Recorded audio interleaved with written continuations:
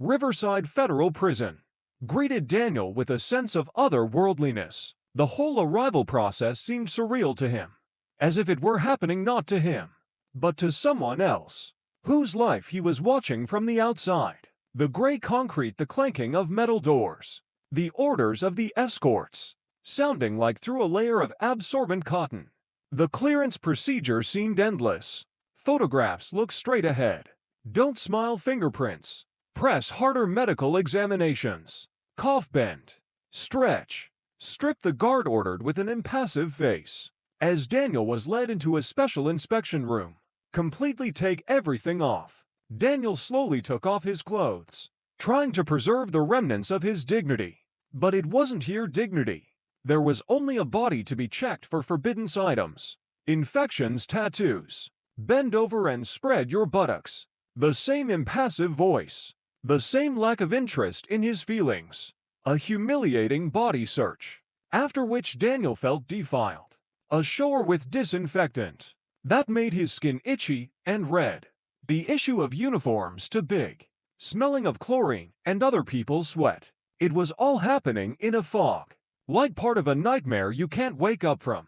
Raise, follow me. Another guard led him down the long corridor.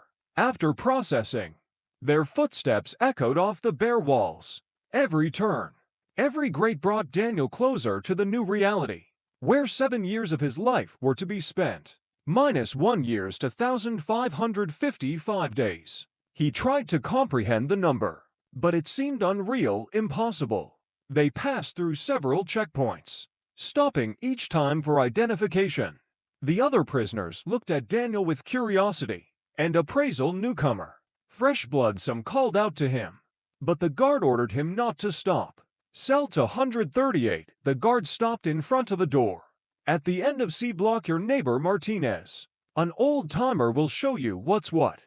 Don't cause trouble and trouble won't find you. The door opened with a metallic clang that made Daniel's teeth clench. Inside sat a stocky, middle-aged Hispanic man with graying temples and a scar across his left cheek. He was reading a tattered paperback book and didn't even look up when the door opened. "Welcome to hell, newcomer," he said, turning a page. "I hope you don't snore."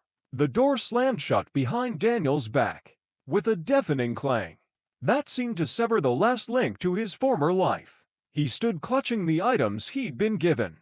2 changes of underwear, toiletries, a thin blanket, a pillow to his chest. "I'm Ramon," the cellmate introduced himself, finally lifting his eyes from the book. There was no aggression or curiosity in his gaze, only the tiredness of a man who had seen too much. "The top bunk is yours, and stay out of my stuff. Everyone has their own territory here. Understand?" "Got it," Daniel replied, climbing up to the top bunk. The mattress was thin and hard, smelling of chlorine and something else, vague but unpleasant. He lay on his back and stared up at the ceiling, scrawled with the writings and drawings of the previous occupants' names, dates, curses, crude jokes, a whole chronicle of despair and longing. One thought pulsed in his head. I shouldn't have ended up here, but he was here. And there were 7 years to get used to that thought. The first days in prison had been an endless series of physical and mental challenges. For Daniel, each day began with a 6 a.m. wake-up call to the deafening sound of a siren that made him shudder even in his sleep. This was followed by inspection, breakfast in the mess hall, and assignment to work. The mess hall was a place with its own laws and hierarchy. On the first day, Daniel realized that it was safer to keep a low profile here, but not to look weak. He watched as different groups of inmates took their places. Blacks separate, Hispanics separate, whites separate. There were other groupings by gang, by term, by crime. "Don't sit at that table," Ramon warned him quietly, as they stood in line for their trays. "That's the Brotherhood table. They don't like loners." Daniel nodded, grateful for the advice. He found a seat in the corner where others like him sat. Newcomers who hadn't yet found their place in the prison hierarchy. On the third day, at lunchtime, he was approached by a large prisoner nicknamed Bull. Daniel didn't know his real name, but he'd heard about his reputation. one of the most aggressive prisoners on the block, known for his unpredictability. "Hey, pretty boy," Bull called out, hovering over the table like a storm cloud. "I hear you're in here for stabbing some guy." Daniel didn't answer, continuing to eat the flavorless oatmeal. He knew people like Bull were looking for a reaction, any weakness to exploit. His silence was a conscious choice, not cowardice. "I'm talking to you." Bull stepped closer, his massive figure casting a shadow across the table. "Are you deaf?" Daniel felt the muscles in his back tense, his body instinctively preparing for battle. He slowly set the spoon aside and looked at Bull calmly, without challenge but without fear. "No," Daniel replied calmly. "Just busy." Laughter at the neighboring tables made Bull frown. No one likes to look stupid, especially someone like him, whose authority is built on fear and submission. "You think you're the smartest." He sharply knocked the tray out from under Daniel's hands, sending the remains of his breakfast to the floor. "It doesn't work that way here." The moment of choice had arrived, the moment that would determine his position in prison for the rest of his sentence.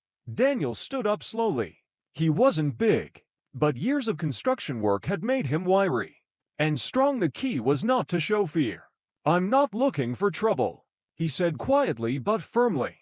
His voice didn't shake, though his heart was pounding like crazy. "But I won't run either." The Bull swung, a quick movement for such a large man, but Daniel had expected it. He ducked and responded with a precise blow to the solar plexus. It was instinct, not calculation, to knock the air out without doing serious damage. The big man bent over, gulping for air. His face was purple with rage and suffocation. Daniel could see the shock in the eyes of the prisoners standing nearby. No one had expected the newcomer to dare fight back against Bull, much less successfully. "You bitch," Bull wheezed as he regained the ability to speak. His huge hand reached for the shiv hidden in his sleeve. It all happened very quickly. Daniel was ready for another attack, but he didn't have time to react. The guards were already running toward them. Grabbing their batons, one of the prisoners shouted, "Cops!" and most backed away, not wanting to get between the conflicting parties. "And the authorities disperse," commanded one of the guards, hitting the table with his baton. "Raise." Perkins faced the wall. "Hands behind your head." Daniel obeyed. He could feel the adrenaline still bubbling in his blood, his hands trembling from the exertion. He was pushed against the wall, his hands behind his back and handcuffed. Bull received the same treatment, though it took 3 guards for him to get the same treatment. 3 days of shoot, both of you," the older guard announced, "for fighting in the mess hall. And be glad it wasn't worse." They were taken apart on the way to the SU. Daniel could hear Bull shouting threats, promising to get to him and gut him. Strangely, those threats hardly bothered him at all. He had survived the trial, the loss of his freedom, the humiliation of the processing. What could the rage of one inmate do to him, compared to the system that had ruined his life? The Shechu turned out to be a blessing. The small cell with bare walls, stripped of everything but a bunk and a toilet, gave Daniel what he lacked most: solitude. For the first time since his arrest, he could be alone with himself, without fear of attack or humiliation.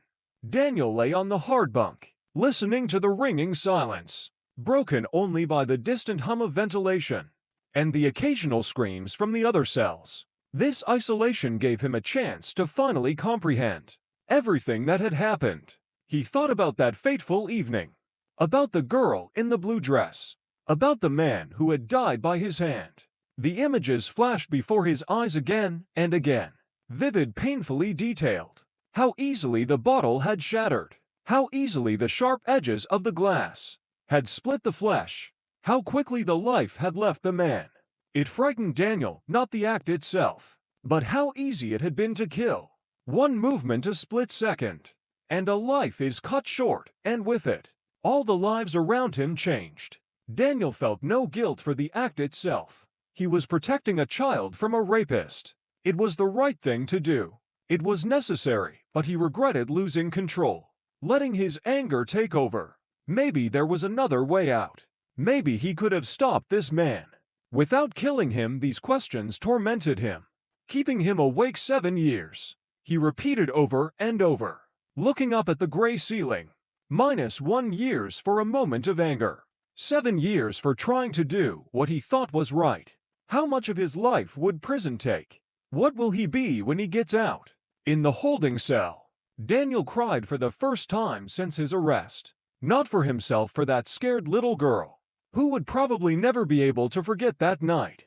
For the murdered man's family, who'd lost their father and husband. About her own family. The mother who cried in the courtroom. The sister who couldn't make it, but sent a letter of support. The tears flowed quietly, silently. It was the release he needed, to begin to accept the new reality. 3 days in the shoe had changed Daniel. When he was returned to the general cell, Raymond noticed the change. "It's like you've grown up these days," he said, putting the book aside. "That's the way it should be. Prison either breaks you or makes you stronger. I see you're the second type." Daniel didn't answer, but Raymond's words sank into his soul. He couldn't change the past, couldn't undo what he'd done, but he could decide how to move on. Even within these walls, his status in the prison hierarchy had changed. After the shoe, the story of how the newcomer had fought back against the bull had spread throughout the cell blocks. The prisoners had begun to treat him with cautious respect. No one looked for trouble with him, but no one offered him friendship, except for a few prisoners on his block, with whom he occasionally exchanged words. Daniel kept to himself, doing his job in the laundry room, where he'd been assigned after the shoe. Dirty laundry, industrial-sized washing machines, heat and humidity. It was hard but simple work requiring no special skills. It fatigued the body, leaving less energy for gloomy thoughts. His free time was spent in the prison library, a place that quickly became his refuge. Among the racks of tattered books, he found temporary relief from the walls and bars. Reading allowed him to travel. Even while locked up, he devoured books one by one. Classic literature, philosophy, history, even detectives. It was there in the library that he first heard of Pastor Parker. "If you need someone to talk to, try Parker," advised the elderly librarian. An inmate named Wilson. He had wrinkled, ink-stained hands and soft eyes behind thick glasses. He wasn't one of those prudes who only talked about sins. He's a normal guy. Daniel tore himself away from the Count of Monte Cristo, which he was reading for the second time. The story of a man unjustly imprisoned resonated with him. "I don't think I need a priest," he said, turning the page. "I'm not particularly religious. Religion has nothing to do with it." Wilson shrugged, arranging the books on the shelf. "Parker knows how to listen. And in this place, sometimes you just need to be listened to. For someone to see you as a person, not a number or a criminal." The old man's words made Daniel think. Since his arrest, he hadn't felt like a person, only an accused, a defendant, a prisoner. Sometimes it seemed to him that his identity was being erased, dissolving into gray walls and faceless uniforms. "Suit yourself," Wilson added, seeing his doubts, "but he's holding a 10 a.m. chapel service tomorrow. Sometimes it's good to just get out of the routine. Besides, they give out cookies there. Not great, but better than our cafeteria food." Daniel smiled. The prospect of cookies didn't particularly appeal to him, but the idea of getting out of the daily cycle of boredom, work, and isolation was tempting. Besides, something about Wilson's words had stuck with him. The idea that someone might see him as a person, not just a prisoner. Daniel himself didn't understand why he headed to the prison chapel the next day, perhaps out of boredom or curiosity. Or maybe it was the growing sense of loneliness that grew stronger every day. Inside those walls, the prison chapel was located in a separate wing of the building. A small room with wooden pews and a simple altar. The stained glass window, the only decoration in the place, let in light, tinting it with yellows and blues. When Daniel entered, the chapel was half full. The prisoners sat in groups, talking in low voices. Some seemed genuinely committed to the service, while others had obviously come just for a break in the prison routine. Daniel sat in the last row, ready to leave, at the first sign of religious fanaticism or moralizing. He was already regretting his decision to come when he noticed that on the bench next to him was a plate of cookies, the most ordinary store-bought kind, but still a luxury compared to prison food. When Pastor Parker walked in, Daniel was surprised. He had expected to see a stern old man with a Bible, one of those who talk about sin and God's punishment, who see prisoners only as corrupt souls in need of salvation. But in front of them stood a middle-aged man with shrewd, gray eyes and a slight gray on his temples. His face looked tired, but there was a kindness in his eyes that Daniel hadn't seen since entering the prison. "Good afternoon, my friends." The pastor's voice was deep and calm. There was no false cheerfulness or strained enthusiasm, only genuine warmth. "I'm glad to see you all here today. And new faces, too." He nodded toward Daniel and a couple of other prisoners, obviously newcomers as well. He didn't start right away with a sermon, as Daniel had expected. Instead, the pastor talked about everyday things, the weather books he had recently read, news from the outside world. The inmates listened with interest, sometimes asking questions or sharing their thoughts. It was more like a friendly conversation than a church service. "Today, I'd like to talk about forgiveness," Pastor Parker said after a short introduction. His voice grew quieter, forcing the prisoners to press forward so they wouldn't miss a word. "Not about asking others or God for forgiveness. No, today is about something more complicated. Forgiving yourselves." Daniel tented. It was as if the words were spoken to him personally, as if they touched his deepest thoughts. "Many of us have done the things that brought us here." The pastor continued, looking around the room. His eyes lingered on Daniel for a second, as if he could see his inner struggle. "And regardless of the circumstances, we often punish ourselves more severely than the justice system does, carrying guilt like a heavy stone that keeps us from moving forward." The pastor spoke without pathos, simply and sincerely. Daniel found himself listening without distraction, completely focused on something other than his problems. For the first time in days, the pastor's words penetrated deeply, tugging at strings Daniel had forgotten existed. "I'm not asking you to forget your mistakes or to pretend they never happened." Pastor Parker stepped closer to the front row, as if trying to shorten the distance, not only physically but mentally as well. "But I ask you to consider the possibility of finding peace with yourselves, because without that, any external forgiveness is meaningless. Without that, we remain imprisoned, even if the walls around us disappear." The service lasted about an hour, but it seemed much shorter to Daniel when the pastor finished speaking and invited those who wished to approach him for private conversation or prayer.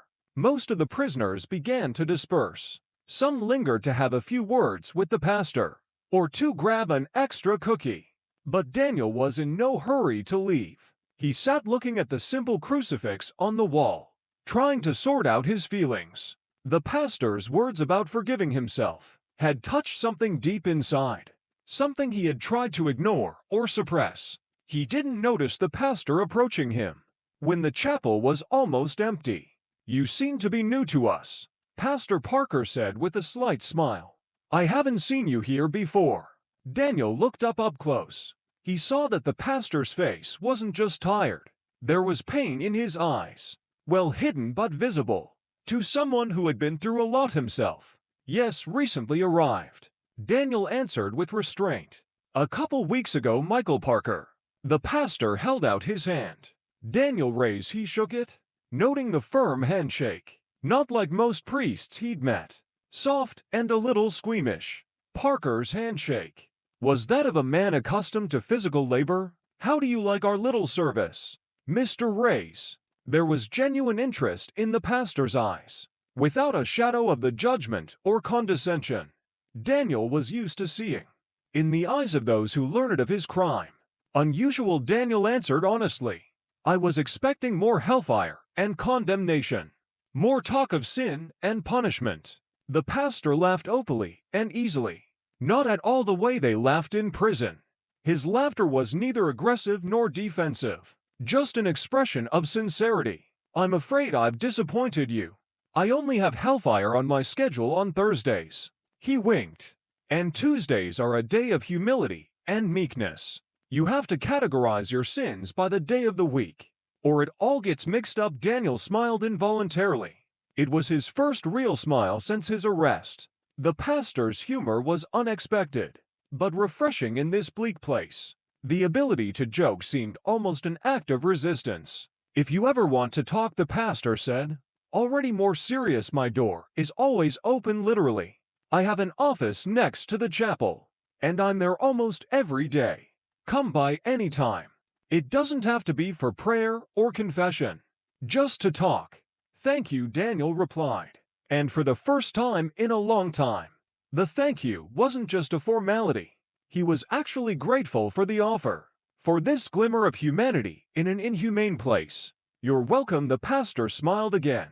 And Daniel noticed. His eyes lingered on him for a moment, with interest, with some special attention. I hope to see you again, Mr. Reyes. Daniel nodded and walked out of the chapel, feeling a strange warmth inside he hadn't planned to return, but there was something about this man that made him trustworthy, that made him want to get to know him better. For the first time in the prison, he had the feeling that there might be something, or someone within these walls, that could restore his sense of humanity. And that thought gave him a hope that was sorely lacking in this place of gray walls and iron bars. After his first meeting with Pastor Parker, Daniel did not immediately return to the chapel. Something held him back, not mistrust, but rather uncertainty. He had never sought spiritual guidance outside the prison walls, much less friendship with a priest. But Parker's words of self-forgiveness kept him going, coming back again and again. In the moments of silence before bed a week later, on a Thursday, he made up his mind and knocked on the door of the pastor's office. The door was indeed open, just as Parker had promised. Inside was unexpectedly cozy for a prison room. Bookshelves and old armchair. Pictures of some people, presumably family. On the desk, Mr. Roos. Parker smiled, taking a break from his book. It's good to see you. Come in. Have a seat. Daniel's fine, he said carefully, lowering himself into the chair across from the desk. Call me Michael too, he said, setting the book aside and opening the desk drawer, pulling out 2 cups and a thermos coffee. Not the prison stuff, the real thing. A small privilege, Daniel nodded, accepting the offer with surprise. The aroma of fresh coffee hit his nostrils, reminding him of life outside these walls. The first sip was almost painfully pleasant. He'd forgotten how good real coffee could taste. So Daniel. Michael leaned back in his chair. What brings you here today?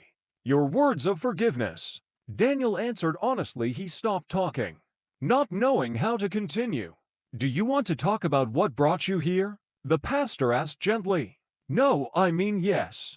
Daniel hesitated. I was protecting a child, a girl from a rapist. But things went wrong, and I killed him. He expected judgment, or at least a detached analysis. But all he saw was understanding in the pastor's eyes. You feel no guilt for the act itself. It was not a question, but a statement. But you do blame yourself for losing control. Daniel looked at the pastor in surprise. How could this man understand in seconds what he was having trouble articulating to himself? Yes, he answered quietly. I didn't mean to kill him. Just to stop him. Sometimes we're not in control, no matter how hard we try. The pastor said quietly, looking not at Daniel. But through him we do what we think is right. But the consequences are not what we expect. Daniel heard something personal in his words, as if the pastor were talking not only about him, but about himself. That first conversation was the beginning of their meetings. First once a week, then more often. They talked about books, about philosophy, about life. Parker turned out to be an excellent listener and interlocutor, educated, but without arrogance, understanding, but not imposing his views. In 2 months of these meetings, Daniel told the pastor more than he had told anyone in his entire life. about his childhood in a poor neighborhood, about the mother who had raised him, and his sister alone, about the dreams that had shattered before prison. Michael opened up sometimes too, though more discreetly, about his failed marriage, about his disillusionment with the institutional church, about finding his own path of ministry. Sometimes I think I get more out of our conversations than you do, the pastor said one day, gazing thoughtfully at the twilight outside the latticed window. There aren't many people here to really talk to. People, not prisoners, not sinners, Daniel asked with a slight chuckle. Just people. Michael smiled, and there was something in his smile that took Daniel's breath away. In these walls, it's so easy to forget that we're all human beings, first and foremost, with our fears, our hopes, our weaknesses. Their gazes met and held for a second, longer than necessary. Daniel felt something change between them, imperceptibly but irrevocably. The next time they met, unspoken tension already hung in the air. They sat closer than usual, their fingers casually touching, as Michael handed him a book, and both pretended not to notice the electric shock running between them. "Why did you choose the prison ministry?" Daniel asked, trying to lighten the atmosphere. With casual conversation, Michael hesitated, his gaze distant. "Because the people here are real," he finally answered. "No masks. When you lose everything, all that's left is what's inside. And here I can be real too. Not what they want me to be." "Who do they want you to be?" Daniel asked quietly. "A righteous man, a good family man, a preacher of traditional values." The pastor's voice was bitter. "But masks are exhausting, Daniel. Sooner or later, you have to decide whether to live the truth or die in falsehood, and you chose the truth." "I try every day, I try." Their hands were so close on the table that Daniel could feel the warmth of the other man. He didn't remember who made the first movement, him or Michael, but suddenly their fingers intertwined. A simple gesture, innocent from the outside, but full of meaning for both of them. "It's dangerous," Michael whispered, not taking his hand away. "I know," Daniel replied, squeezing his fingers tighter. They didn't do anything more that day, just held hands talking about insignificant things. But something inevitably changed. Boundaries were crossed. A week later, Michael offered to help Daniel sort through new books for the prison library. The storage room behind the chapel was cramped and dusty, littered with boxes of donated books. Here Michael handed him a stack of tattered novels. These went on the fiction shelf. When Daniel took the books, their hands touched again. This time Michael didn't pull away, but instead held the touch. Daniel looked up and met the pastor's gaze, open, vulnerable, full of unspoken feelings. "I can't stop thinking about you," Michael said quietly. "Switching to you for the first time. I know it's wrong," but Daniel didn't let him finish. Putting the books on the nearest box, he stepped forward and kissed the pastor. The kiss was gentle, tentative, questioning. Michael's lips were soft with a slight coffee flavor. A second of stillness, and the pastor responded, wrapping his arms around Daniel, pulling him closer. Time stopped in that dusty storeroom. The outside world ceased to exist. There was only their touch, their breath, their hearts beating in unison. "We don't have to," Michael whispered, pulling away but not letting Daniel go. "I know," he replied, stroking his cheek, "but I want to. I really do." Michael closed his eyes as if struggling with himself, then opened them, determined with a kind of inner fire. "Me too," he admitted, and reached for Daniel's lips again. Their second kiss was different, deep, passionate, frenzied. The books fell to the floor as Michael pressed Daniel against the shelving unit. Their hands explored each other, tentatively at first, then more and more boldly. Daniel could feel Michael's heart beating hard under his palm, his breath hot against his neck. The sound of footsteps in the hallway sobered them. They pulled away from each other, breathing heavily. Daniel bent quickly, picking up the fallen books, while Michael smoothed his hair and pulled on his shirt. By the time there was a knock on the door, they looked decent, though slightly agitated. Pastor Parker, a security guard, peeked through the door. "The director wants to see you. Something about a rehab program." "I'll be right there," Michael replied in a steady voice. When the guard left, he turned to Daniel and said quietly, "We need to be careful if anyone finds out." "I understand," Daniel nodded. "But I have no regrets. I don't regret anything." "Neither do I," Michael smiled. "Come to the chapel tomorrow after dinner. Say you want to pray alone. I'll have a block bypass, but I'll be back in half an hour." Daniel nodded, feeling the excitement growing inside. Fear mixed with anticipation. This was crazy a risk for both of them. But for the first time in a long time, he felt alive. The next day they met as arranged. The chapel was empty and semi-dark, only two candles burning in front of the altar. Daniel waited, trying to calm the trembling in his hands. When the door opened and Michael walked in, all doubt vanished. They didn't speak. Words weren't needed. Their lips found each other in the semi-darkness, their hands hurriedly getting rid of their clothes. Skin to skin, breath to breath, they gave themselves to each other completely, without abandon. Michael was gentle and passionate. At the same time, his touch making Daniel forget everything. The pastor's body was unexpectedly strong. Under his strict clothes, with a scar on his shoulder from a long-ago accident, Daniel kissed that scar, feeling Michael flinch at his touch. Their intimacy was at once sacred and sinful, tender and fierce that night. Daniel had gotten to know the other side of the pastor, the passionate man, who had suppressed his true nature for years. Afterward, lying on the pastor's vestments spread out on the floor, they spoke in whispers, their foreheads touching. "I've never felt like this," Michael admitted, stroking Daniel's cheek. "All my life I thought there was something wrong with me, that I had to change, that I had to become normal." "You are normal," Daniel replied quietly, kissing his fingers. "Just different. Just like me. My marriage was a mistake." Michael continued, "I loved Sarah, but not the way I should have. I tried to conform to expectations, parents, church, society.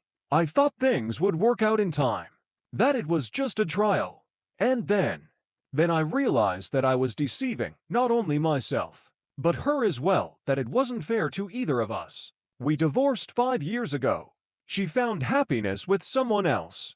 And I chose to serve here, where I could be away from the judgmental stares. And you found me." Daniel smiled, snuggling against his chest. "Found you," Michael echoed. "And now I don't know if it's a curse or a blessing." After that night, they met regularly in the chapel after lights out, in the storeroom, sometimes even in Michael's office, with the door locked and the blinds drawn. They learned to be careful, to come at different times, not to show much intimacy in public, to talk about religion and books if anyone could hear. But in private they gave themselves over to a passion that grew stronger each time. Daniel had never thought he could have such feelings for a man, but with Michael, everything felt right, natural, as if it was meant to be. Michael was gradually opening up to him, not just physically, but mentally as well. He told about his childhood in a religious family, about his inner struggle with his own desires, about how he tried to heal through prayer and marriage. "I thought I hated myself," he said, lying in Daniel's arms after another meeting. "But you helped me realize that I was just afraid. Afraid to be myself. Afraid of being judged. Afraid that God would turn away from me." "So what do you think now?" Daniel asked, kissing him on the temple. "That love can't be a sin," Michael answered quietly. "That God is bigger than the books say. And that I feel whole for the first time in my life." Their secret meetings were Daniel's escape from the prison routine and despair. With Michael he could be himself. Not prisoner, no, for 108, but just Daniel. A man with feelings, desires, dreams. They began to make plans for the future, vague, uncertain but hopeful. Michael talked about a small lake house where they could live after Daniel's release. About a simple life away from judgmental stares. Evenings by the fireplace and sunrises together. "I could get a job at some independent church," he dreamed, "or leave the church altogether. Go into counseling or teaching. And I could take a design course." Daniel said, "I've always wanted to work with interiors, creating beautiful spaces for people." They both knew that those plans could only remain dreams, but the very possibility of a future together was empowering. Daniel gave Michael a homemade bracelet, made from threads he begged from the workshop. It was simple, but it had a special pattern that Daniel had made up himself to intertwine lines that symbolized their bond. Michael wore it under his shirt sleeve, where no one could see it. In return, the pastor gave Daniel his pocket prayer book, in a worn leather cover not for prayers. He smiled, just to have something of mine always with you. But their happiness couldn't last forever. Gradually, Daniel began to notice that they were being watched, especially one of the guards, a short man named Garza, with cold eyes and an unnaturally straight posture. "He's watching us," Daniel said to Michael one night, as they lay on the chapel floor, wrapped in the only blanket they had. "Garza, I noticed the looks in his eyes." "I know," Michael sighed. "He checks the chapel when I'm not here. He asks the other inmates about our conversations. Do you think he has a clue? Maybe there's something about him unsettling, like a personal hatred." They began to meet less often and be more careful, but the passion between them only grew.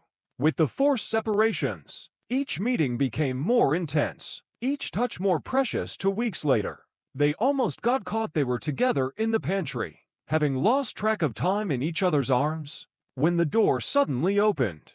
Daniel barely had time to grab his shirt and jump aside, and Michael had his back turned to the door, pretending to look for something on the top shelf. "I'm sorry, Pastor." It was Garza, and his voice sounded strained, with poorly concealed disgust. "I didn't realize you were here, and with company. Mr. Reyes is helping me with inventory."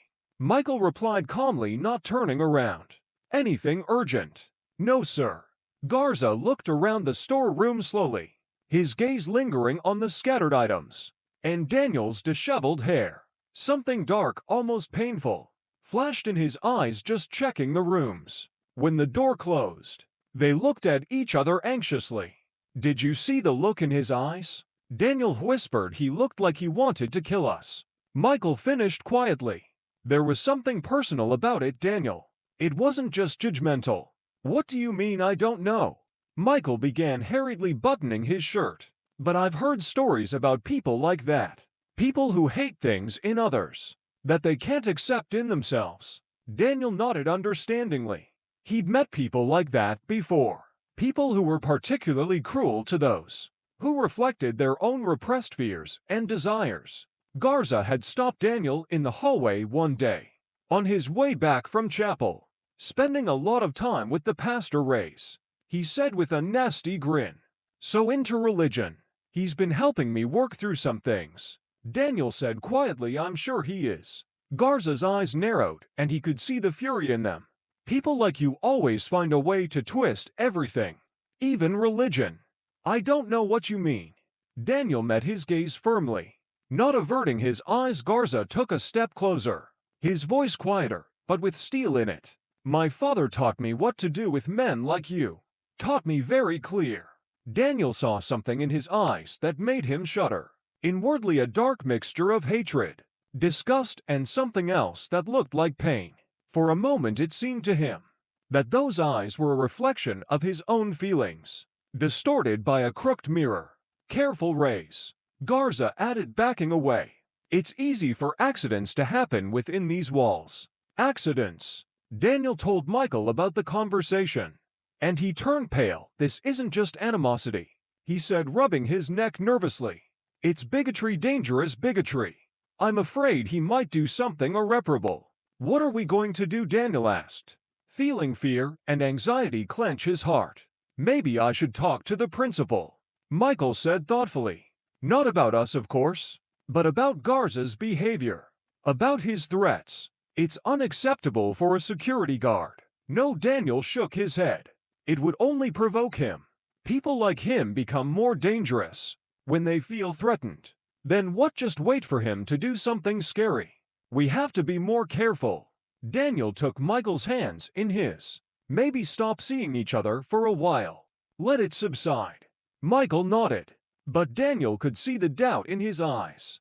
"I'll try to talk to him," the pastor said after a pause. "Not directly about his suspicions, but just as a pastor, maybe I can get through to him." "It's dangerous." Daniel squeezed his hands tighter. I've seen people like that. You can't change their mind with words. I have to try, Michael said softly. It's my job to try to reach even the most misguided souls. And besides, he smiled sadly, I can't just give up on our meetings. They become too important to me. Their last meeting took place 3 days after this conversation. Michael arrived at the chapel late in the afternoon, when Daniel already thought he wasn't coming. The pastor looked haggard, with dark circles under his eyes. What's wrong? Daniel asked, hugging him. I talked to Garza today. Michael answered quietly, hugging Daniel back tightly. I invited him into my office, under the pretext of discussing the rehabilitation program. How was it? Terrible. Michael shook his head. I'd never seen so much hatred in a man's eyes. I tried to talk about compassion, about each of us struggling with our own demons. But he started screaming. He said horrible things about his father, how he was teaching him to be a real man. Did he threaten you? Daniel asked tensely. Not directly, but there was so much anger in his words. Michael sighed. I think he's not just suspicious. He knows about us, and it drives him crazy, because it touches something deeply personal. I'm afraid for you, Daniel whispered, snuggling against Michael. People like that are unpredictable. I'm more afraid for you, Michael replied. You're a prisoner, you have no protection. I think I should ask for a transfer. If I go, he'll leave you alone. No, Daniel grabbed him by the shoulders. I can't lose you, we'll find another way out. I don't know if there is, Michael said sadly, but I don't want to leave you. Not now, not when I finally realized what it means to be truly alive. They talked for a long time that night, weighing their options, searching for a solution. In the end, Michael decided that he would try to talk to the prison director again, not about his relationship with Daniel, but about Garza's disturbing behavior, his instability. I love you, Michael said as he said goodbye. Whatever happens, remember that. And I you, Daniel replied, kissing him one last time. We'll get through this together. He didn't know then that that kiss would be their last, that 2 days later the prison would be rocked by the news of Pastor Parker's death, found with his throat slit in his office after a night of rioting and cell block D, and that Garza would be the one to be the first to discover the body. Daniel awoke to an unfamiliar noise. In 2 months in prison, he'd grown accustomed to certain sounds. The clanking of doors at 6 in the morning, the hum of voices in the mess hall, the metallic clanking of bars. But this noise was different, disturbing, rising like a wave of panic. What's going on? He asked Ramon, who was already standing at the cell door listening. Something happened in cell block D last night, the cellmate replied. They say there was a riot and someone was dead. Daniel's heart clenched. He knew that Michael sometimes spent late hours in the chapel, preparing for sermons, or just enjoying the rare moments of silence. No, he thought, not him who died. Daniel asked, trying to speak calmly, though he felt cold inside.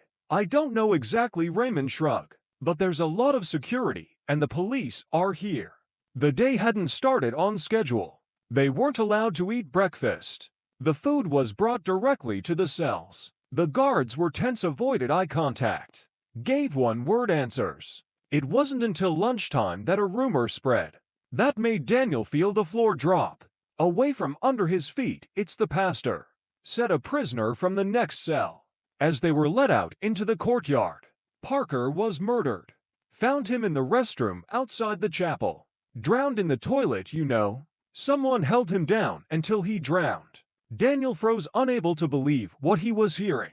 His ears rang, and his eyes went black. He clutched at the mesh fence to keep from falling. Hey, what are you doing? He heard as if through absorbent cotton. Are you sick? Daniel shook his head, unable to say a word. Something inside him shattered, leaving his heart an empty void filled with pain. Is it true? He struggled when he could speak about the parson. Yes. The prisoner nodded. Garza found him. They say someone from D Block snuck in during the riots and killed him. Like for revenge or something. Garza, the name echoed in Daniel's chest. With a new flash of pain, he remembered his last conversation with Michael. his anxiety, his decision to talk to the principal about the guard's strange behavior. "I love you whatever happens. Remember that." Michael's last words sounded like a goodbye now, as if he had a premonition of what was to come. Daniel didn't remember surviving that day. He moved on autopilot, did as he was told, answered when asked, but inside he was dead lost, devastated, crushed by the unbearable weight of grief. He couldn't even show, for no one knew that the pastor was not just a spiritual advisor to him, but a lover, the center of his world within those gray walls. That evening, when they were locked in their cells, Daniel finally let the tears flow. He lay on the top bunk, turned away from the wall, sobbing silently into his pillow. Rampton tactfully pretended not to notice, though he must have heard the muffled sobs. The next morning the police arrived at the prison. Not regular officers, but homicide detectives. The prisoners were called in for questioning one by one, especially those who had frequent contact with the pastor. "Ray us out," the guard said, as he opened the cell door after lunch. To see the detective, Daniel nodded, trying to look calm. He knew he'd be called in sooner or later. He was one of those who spent a lot of time with the pastor. The detective was waiting in the interview room, a short woman in her early 40s, with attentive eyes and short-cropped brown hair. When Daniel entered, she looked at him studiously.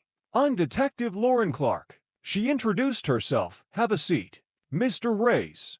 Daniel sat down across from her, trying not to show his excitement. "I understand you've been in frequent contact with Pastor Parker," she began without preamble. "Yes," Daniel replied calmly. "He's been helping me adjust. We talked about books, about philosophy. He was a good man." "When was the last time you saw him?" Daniel thought for a moment. The truth was too dangerous, too intimate. Their last meeting, their last kiss, their last words of love. It was only theirs, and he couldn't share it with the detective. "3 days ago," he said. "Instead, at the chapel service. We spoke briefly afterward." "And what was the conversation about?" "About the book he gave me." Daniel pointed to the pocket prayer book he'd brought with him. "Said it might be of interest to me." Detective Clark glanced at the book, but didn't pick it up. "Mr. Reyes, are you aware that Pastor Parker was killed? In a particularly brutal way." "I heard rumors." Daniel felt nausea rising in his throat at the thought of what had been done to Michael. "They drowned him in the toilet," she said, watching his reaction carefully. "Kept his head under water until he suffocated. It's not just a murder. It's an execution with elements of humiliation." Daniel clenched his fists under the table, so as not to give away the trembling in his hands. "Why are you telling me this?" he asked, trying to keep his voice steady. "Because it's not like random violence during a prison riot," she replied. "This is personal, and I want to know if someone had a personal motive to kill Pastor Parker." "I don't have an answer," Daniel said. "Honestly, everyone I know respected him. He was different, not like most prison chaplains." "Different? What do you mean?" "He saw us as people, not just prisoners." Daniel spoke from the heart now, letting the sincere pain seep into the words. He didn't judge, didn't lecture. He just listened, helped. "That's rare around here." Detective Clark looked at him appraisingly, like she was trying to see beneath the mask. "Some of the inmates say you were especially close to the pastor," she said. Daniel's heart skipped a beat. "We got along well," he admitted cautiously. "We had common interests, literature, philosophy. That's it. What else is there supposed to be?" Daniel met her gaze, trying to look perplexed. Detective Clark didn't answer directly, instead asking, "Where were you the night of the murder?" "In my cell," Daniel answered. "Just like everyone else in C Block.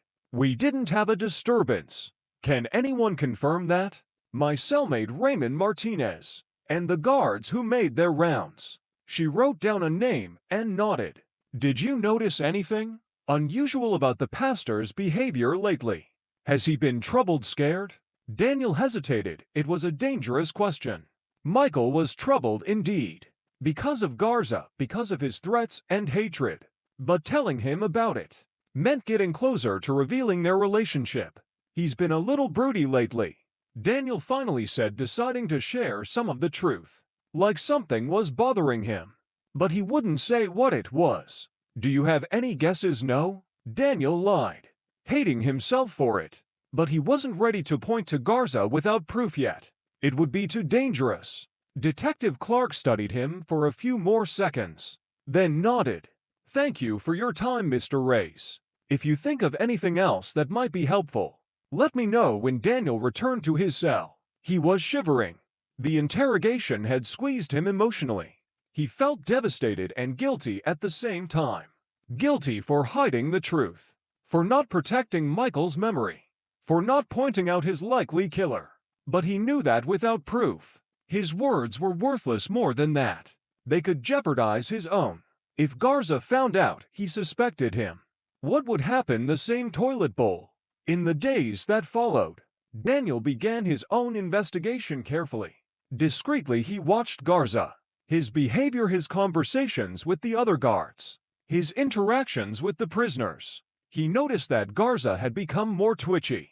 He had been characterized by a certain nervousness before, but now it had increased. He snapped at the prisoners without cause, checking the chapel often, as if he were looking for something or someone. And Daniel was sure he was watching him, watching his every move through the other prisoners. Daniel began to gather information about Garza. Turns out, the guard had worked at Riverside for about 5 years. Before that he'd been in the army.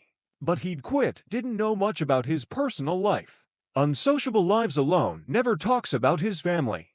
Only once did I hear him mention his father, said one of the prisoners, who worked in the administration building. He was talking to someone on the phone. Something like, "My father was right to whip him with a belt. He grew up to be a man." This information confirmed what Michael had said about his last conversation with Garza, about how he'd yelled about his father, about his lessons. Detective Clark was continuing her investigation.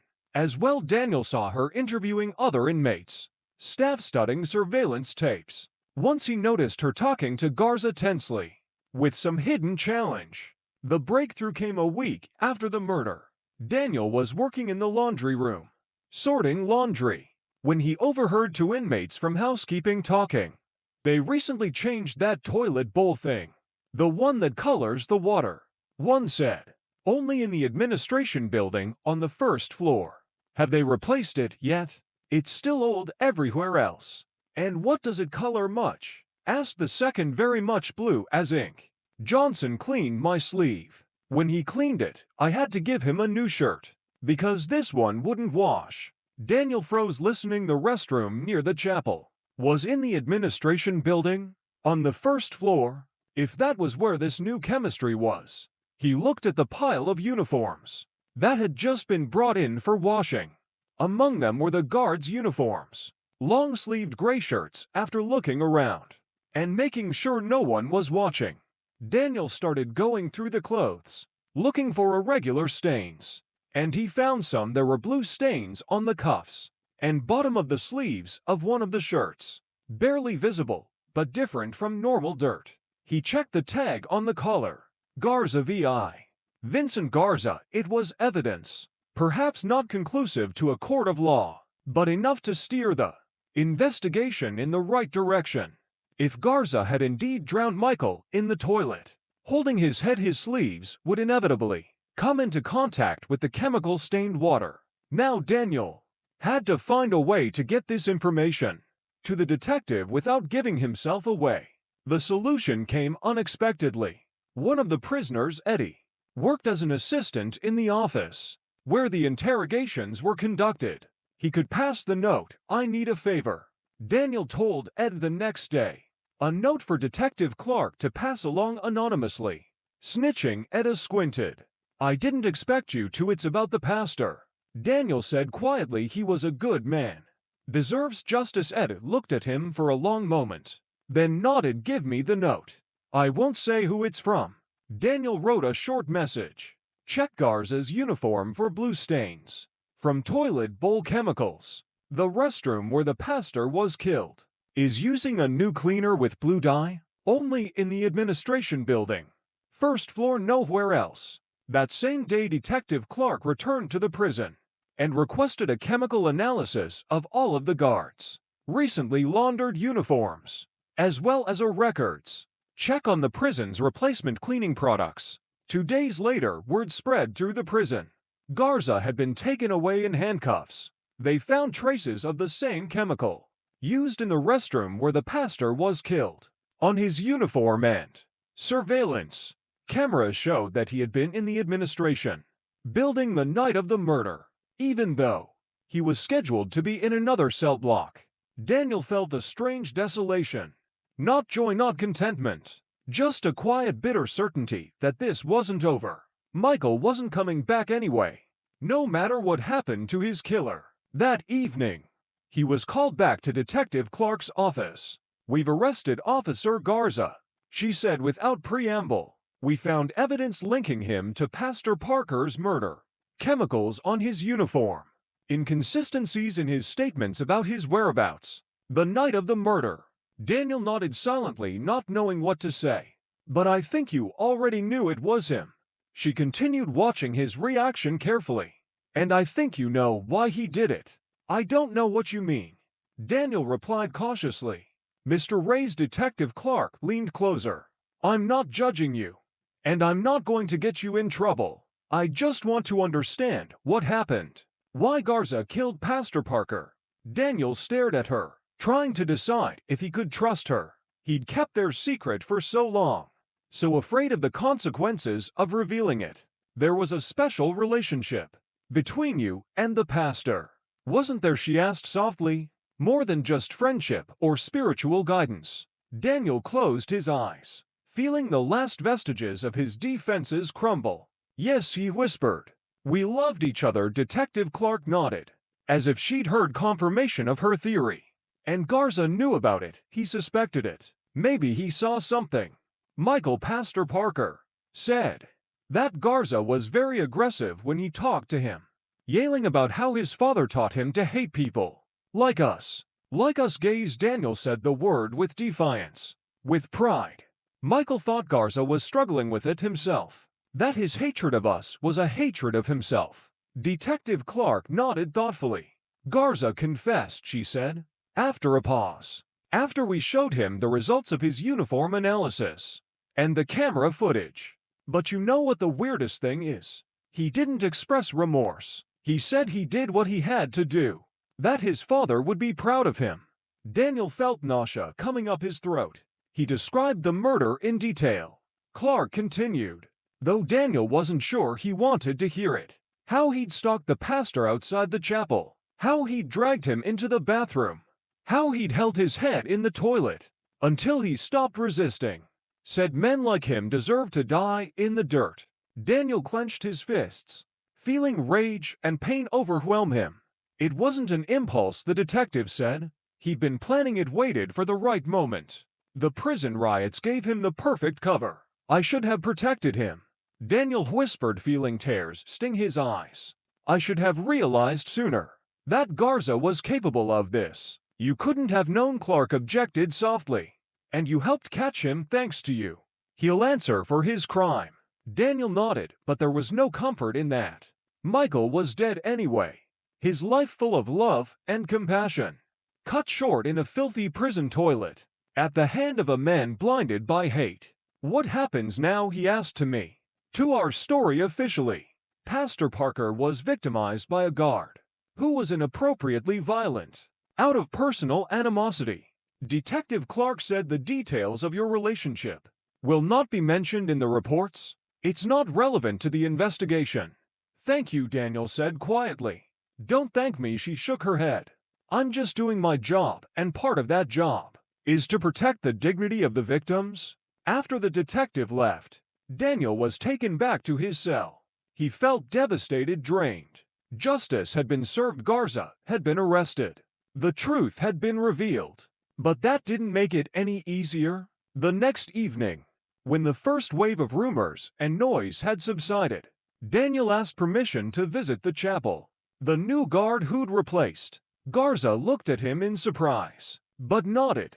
15 minutes. The chapel was empty and quiet. The sun was setting its rays coloring the stained glass window with reds and golds. Daniel sat in the pew in the last row, the one where he'd first spoken to Michael. He pulled out the pocket prayer book.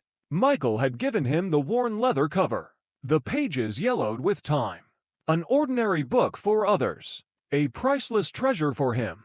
Daniel ran his fingers over the pages, lingering on the places where Michael had once left bookmarks. This book had seen his hands, his eyes, was part of his daily ritual long before they met. In the silence of the chapel, Daniel felt a strange clarity. Not relief, the pain stayed with him, but not devastation either.